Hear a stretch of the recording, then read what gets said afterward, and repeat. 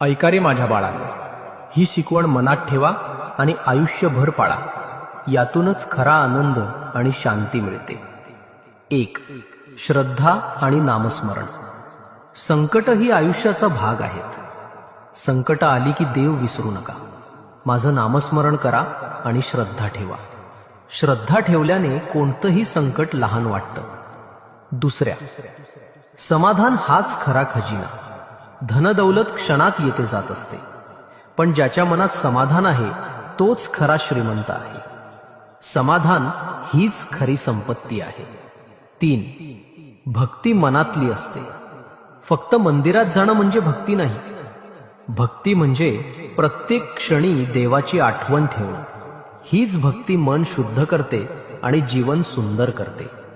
4. राग मनाला जाळतो. राग दुसऱ्याला नाही, तुलाच